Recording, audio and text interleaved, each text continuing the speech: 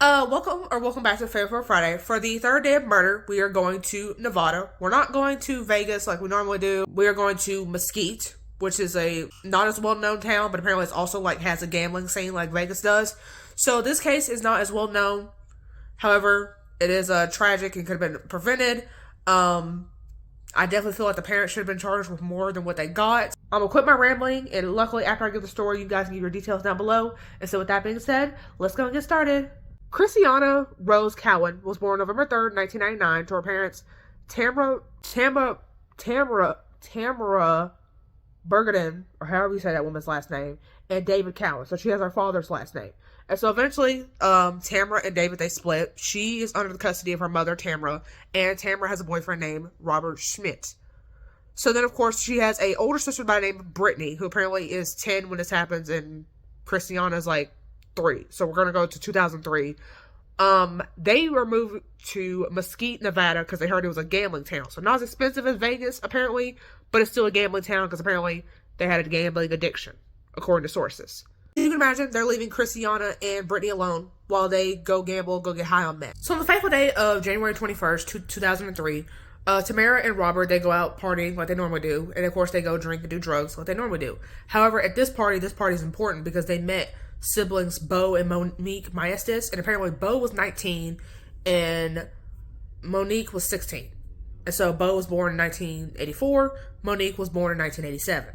And so in July of 1974, before either one of them are born, their father, Harry, winds up getting arrested for murder. Their mother, who is not named, she winds up marrying Harry, and then she winds up having like their 3 kids, Misty, Bo, and Monique, while in prison. So I assume like conjugal visits. And so they do have an older sister named Misty, who apparently will be mentioned later, but like during the trial. So she isn't really mentioned much. So as kids, they often visit him at jail because, you know, that's their father. So, you know, you often gotta see your dad, even though he's in jail. Bo would be diagnosed with ADHD when he's like in the 3rd grade, and his mom basically gave him weed to deal with it. And so, of course, he eventually gets out for prison. So I guess he wasn't in there for long for the murder. So him and Marilyn, which apparently that's the name of their mother, should have mentioned that. They are selling drugs in the house. Of course, eventually in 1993, he goes back to prison. I would like to assume for the drugs, but it didn't say. And then apparently there was one night where there was a fight over, and there was a fight involving hammers, and there was a lot of blood, and the kids were made to clean up said blood, and basically were said not to say anything. And then Bo would later find out that him and Misty, so his 2 sisters, were both being violated. It is assumed that it was done by Harry, their father, but it's not exactly said, like, for certain. And so, Tamara and Robert, they were using salt, like table salt, but they were selling it under the impression of meth. And so, of course, Bo and Monique, they bought the table salt, which they think is meth. So, it said that around 1 a.m., they were going to the casino. So, they weren't coming back from the casino. They were going to the casino at 1 a.m. They sold the drugs. They sold the salt. The siblings found out that basically, so some fake drugs, it was salt, so they were scams. So they went to go find Robert and Tamara while Christy and Brittany are left home alone. And so they go over to this woman's house named Sabrina Bantingham, who apparently that was Bo's girlfriend at the time. They basically asked her, does she have anything like a sharp weapon? She says like, what? They said doesn't matter, just make her sharp. So then Sabrina goes to her dad, who says, you can use one of my knives, just make sure you bring it back. And apparently he has some pretty sharp knives because he used to be a chef. And, you know, to cook, you gotta have some pretty sharp tools to like cut their meat or whatever else he was doing. So Bo and Monique, they go find Tamara and Robert, and they confront them saying, yeah, we know the drugs is fake, we want a refund, so I guess we're not gonna like do what they eventually did. Had they just given a refund, that would have been the end of it. And of course Tamara refused. They go over to the trailer, somehow find out where exactly they live. Didn't specify how they found out, but they find out. Brittany, of course, she's the older one, so she's basically in charge of the house, even though she's like literally 10. And she opens the door to Bo. Doesn't see Monique, it's just Bo at first. It's just like, yeah, your mom said we need to come get you. And of course, Brittany, even though she's 10, she's smart enough, she's like, I don't know who this man is. And Tamara actually taught the kids not to open doors, not to leave with strangers, not to open the door for strangers. So at least Tamara taught them that. So of course, that's a fail. So of course, Bo comes back, except this time he comes back with Monique, because maybe like if I have a female, it'll be like more convincing, even though as far as we know, she didn't know who Monique was either. But it'll be more convincing if I have a female. So we're going to come back, try with Monique, see if Monique can get Brittany to come out, or let them come in.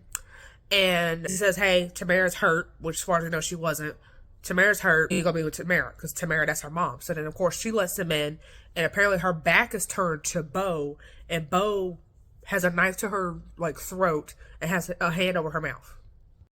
So then he I assume he like let go of Brittany, and then went over to Christiana, who's only like 3 years old when this happens. She probably has no idea what the hell's going on. She unfortunately gets stabbed repeatedly in the head and neck, and apparently while it's going on, Monique is stabbing Brittany 27 times. So they leave the two kids in a pool of blood. Tamara and Robert, they come back around 2 a.m. and they call 911 to get help for the two children. Brittany would wind up having her back like severed because she was literally stabbed in the back. And she would survive, however, she was paralyzed. She is apparently still alive, but she's paralyzed from the waist down as a result from literally being stabbed in the back due to like spinal problems, right? However, Christiana was rushed to the hospital, but sadly died during surgery at only 3 years old. So the two, of course, they fled, and they both were arrested within 5 hours in apparently a town called Nephi, which apparently was like 3.5 hours away from Mesquite.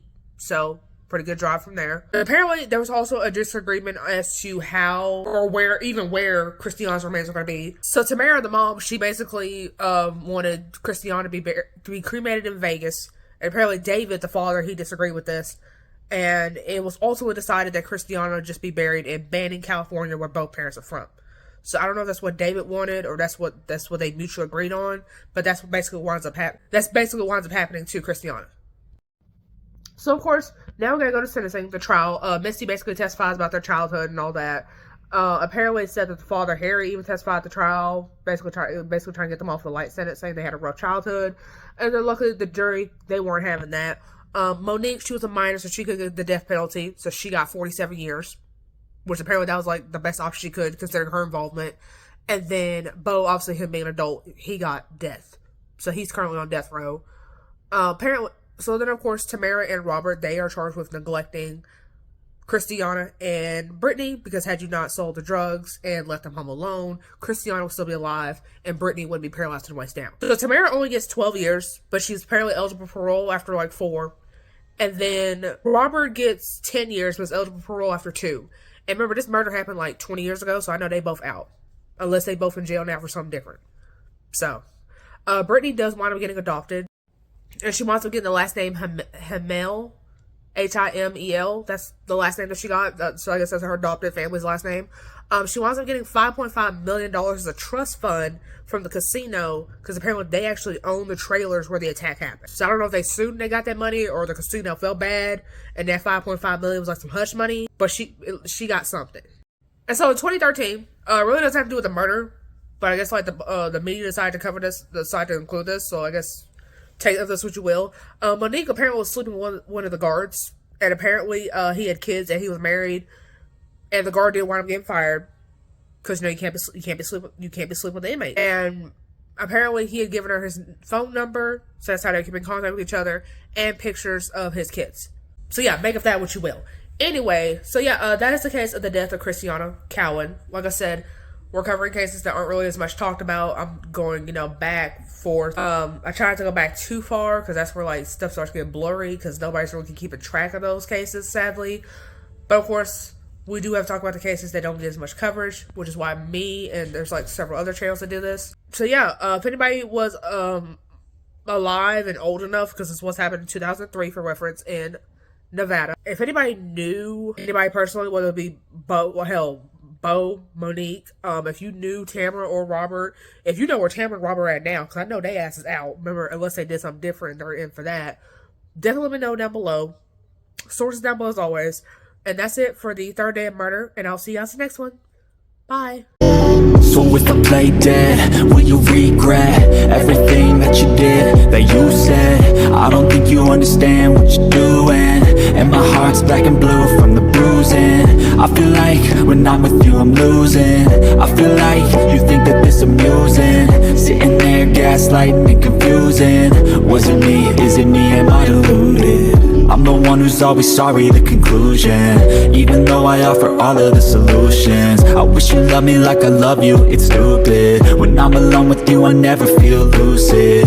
I wish I wasn't struck by Cupid. I wish when I first saw you I knew this. When I'm with you I feel so useless, I feel diluted, my heart's been wounded. you are like a taunt. Never really know just what you want. With you I don't ever feel calm. I can feel the sweat inside my palm. Play with me like cats and a string. You don't understand the pain it brings. You don't ever wanna